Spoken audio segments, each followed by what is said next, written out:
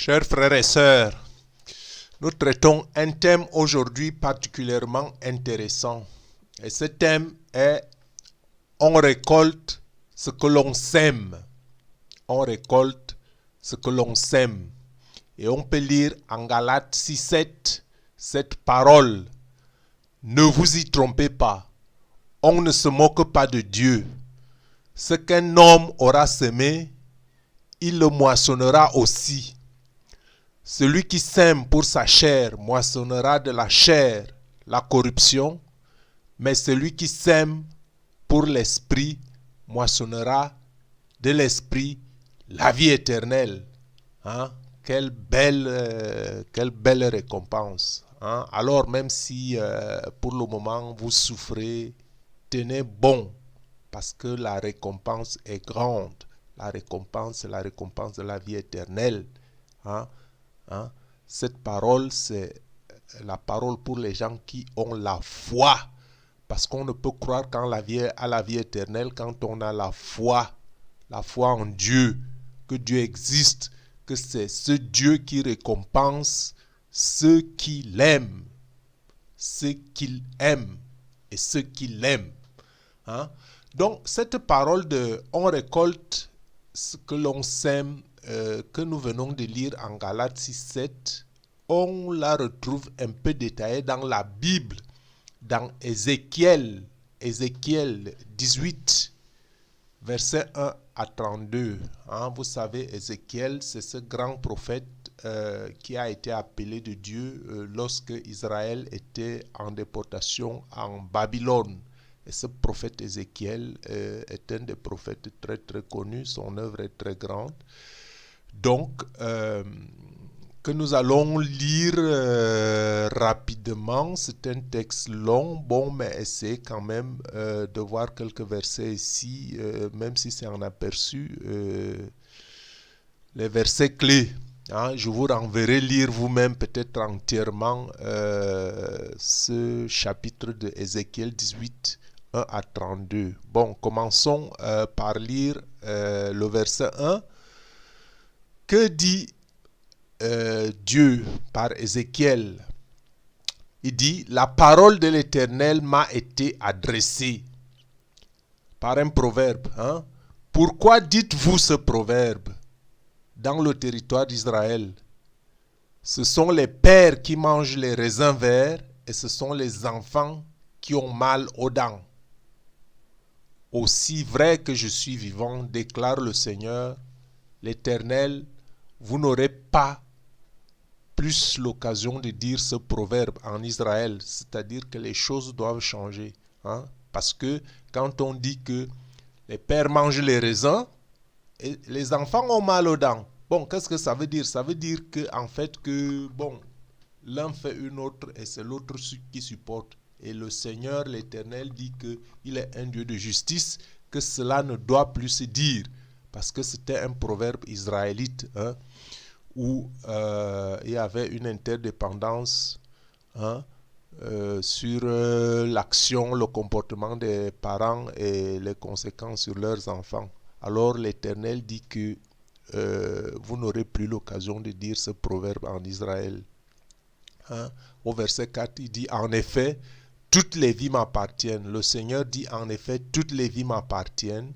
La vie du Fils m'appartient aussi bien que celle du Père. Celui qui pêche, c'est celui qui mourra. » L'Éternel dit clairement que celui qui pêche, c'est celui qui mourra. Hein?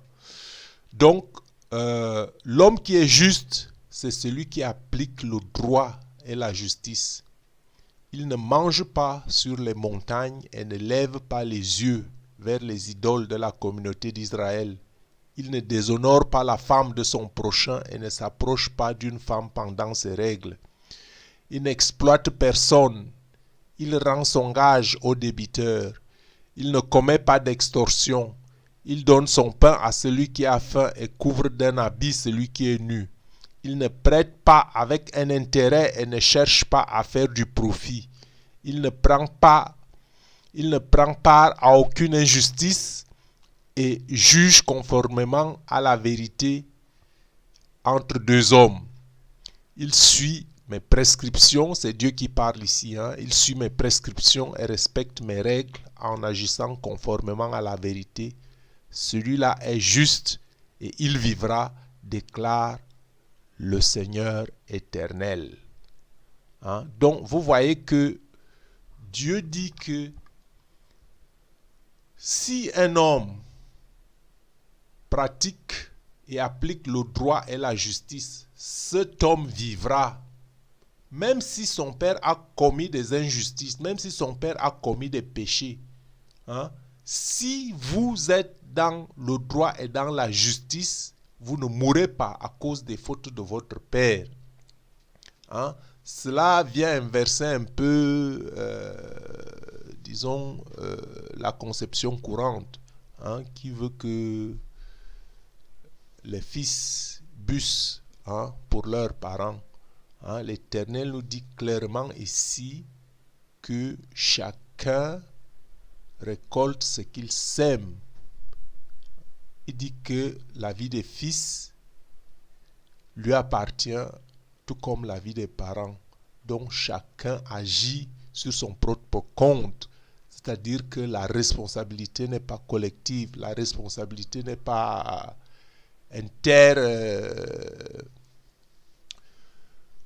disons intergénérationnelle, c'est personnel. Vous répondez de votre âme devant Dieu. Il faut que cela soit conscient. N'allez pas toujours donner de faux alibis que moi, mon éducation, ceci, mes parents m'ont fait ceci, c'est pour ça. Non, il faut arrêter tout ce genre de raisonnement. Quand vous êtes dans une situation, essayez de vous recadrer.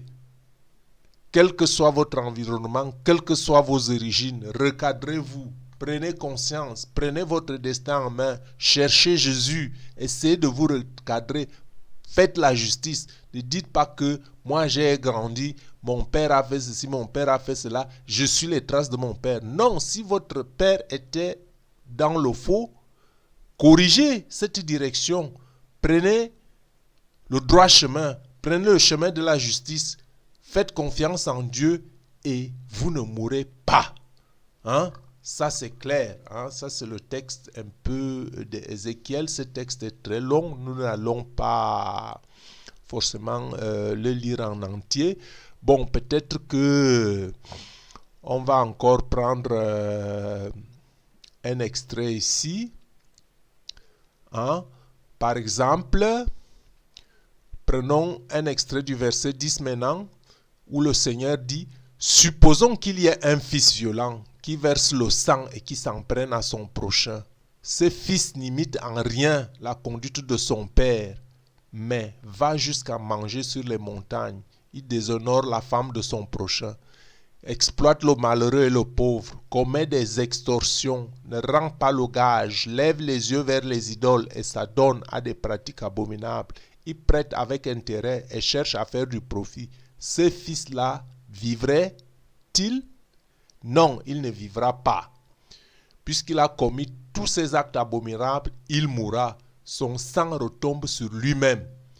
Hein, vous voyez, c'est la même chose. Les parents élèvent les enfants. Les parents sont sur le droit chemin, mais chacun a son caractère, chacun a ses influences. Les fils ne suivent pas les traces des parents. Donc, Dieu dit clairement ici que les parents ne peuvent pas payer, hein, de la conduite de leur enfant. Les parents ne peuvent pas payer, même si on sait que les parents ont une part de responsabilité dans l'éducation de leurs enfants. Parce que quand vous ne donnez pas une éducation, la bonne, à votre enfant, Dieu en tiendra compte, Dieu vous jugera sur cela, parce que vous serez quand même tenu responsable, que vous n'avez pas donné une bonne éducation, la bonne conduite, la bonne voie à votre fils. Bon, mais si vous êtes un homme droit, puisque on ne peut enseigner que par l'exemple, vous êtes un homme droit, vous marchez sur le droit chemin, si votre fils ne vous suit pas, ne vous inquiétez pas. Parce que là, ce n'est plus votre responsabilité. Donc, en ce sens, quels que soient les cas, chacun sème ce qu'il aura Chacun récolte ce qu'il aura semé. Donc, je vous envoie lire ce texte d'Ézéchiel parce qu'il est un peu long. On ne peut pas le lire en entier. C'est du verset 1 au verset 32. Nous avons lu quelques versets qui nous donnent donc sur les deux plans que les parents ne peuvent pas être justifiés devant les fautes de leurs enfants, tout comme les enfants ne peuvent pas subir les fautes de leurs parents.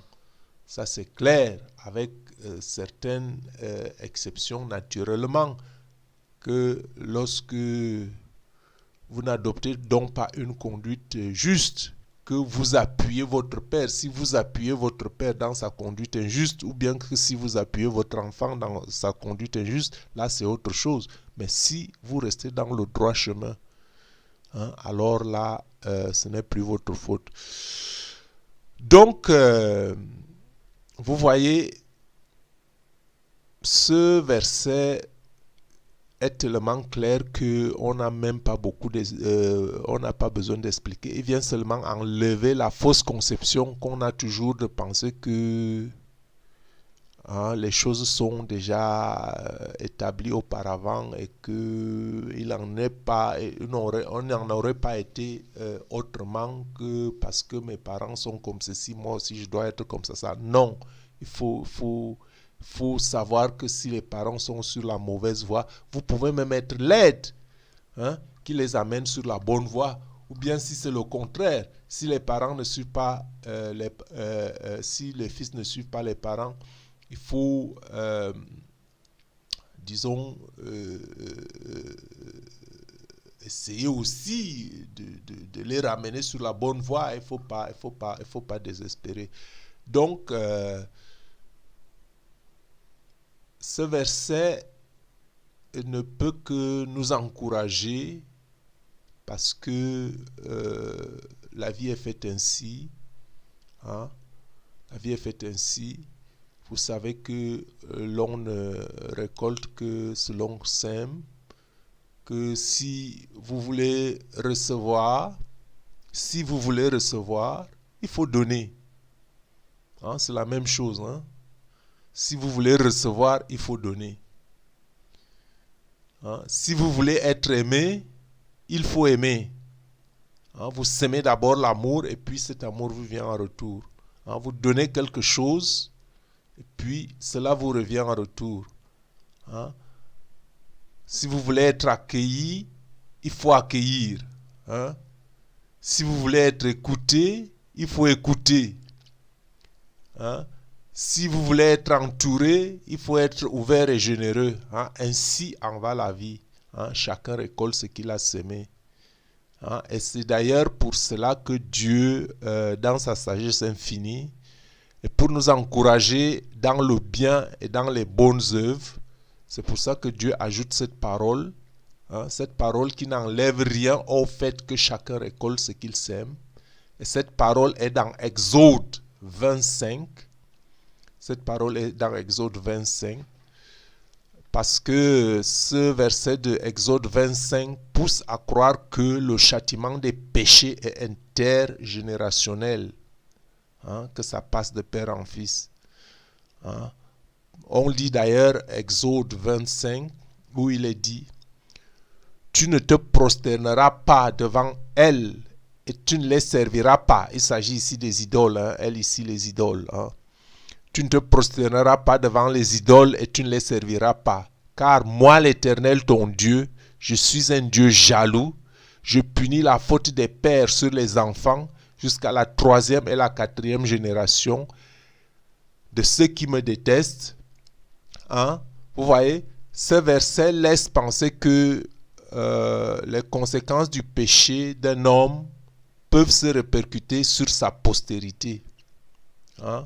Les fils d'Israël n'ont-ils pas subi les conséquences de la désobéissance et de la haine envers Dieu? Désobéissance et haine de la génération de leur père. Donc en fait, les enfants élevés dans le même environnement que leur père et qui ne sont pas écartés des pratiques d'idolâtrie tombaient dans le même modèle de désobéissance. Hein? Donc la désobéissance d'une génération a eu pour effet de permettre au mal de s'enraciner si profondément qu'il faudrait plusieurs générations pour inverser la tendance. Hein? Bien que Dieu ne nous tienne pas, bien que Dieu ne tienne pas les fils coupables, hein, pour les péchés de leurs parents. Hein? Cependant, ces péchés, ceux-ci, les enfants peuvent subir parfois les conséquences, hein, comme illustre ici Exode 25, hein, que les conséquences peuvent aller jusqu'à la 3e et même jusqu'à la 4e génération. Hein. De même, c'est l'inverse. Hein. Dieu dit aussi que il peut faire du bien jusqu'à la 1000e génération, hein, pour ceux qui l'honorent, pour ceux qui demeurent dans le bien. Hein. Tout comme Dieu a béni la maison de David pour sa bonne conduite. Hein. Dieu a béni la maison de David pour sa bonne conduite. Hein? Christ en est le meilleur exemple. Hein? Christ n'est-il pas roi pour l'éternité? Son règne n'aura pas de fin? Son règne n'aura pas de fin. Hein? Regardez, vous lisez ça en Luc 1,33. Il régnera sur la maison de Jacob éternellement et son règne n'aura pas de fin. Donc, c'est une juste récompense. C'est une juste récompense de ce que l'on récolte, c'est ce que l'on sème. Si on sème du mal, on récolte le mal. Hein? Ce mal peut avoir des répercussions sur des générations postérieures. Si l'on sème du bien, on récolte du bien, on récolte la bénédiction. Le meilleur exemple, c'est celui de la maison de David, hein? Où Jésus règne sur la maison de Jacob éternellement et son règne n'a pas de fin. Hein? On peut aussi voir un peu la même chose en Psaume 89, 4, où il est dit « J'affermirai ta postérité pour toujours et j'établirai ton trône à perpétuité. Hein? » Frères et sœurs, n'est-ce pas là un encouragement à la pratique du bien et des bonnes œuvres? Que Dieu te raffermisse dans la voie du bien et de l'amour. Amen.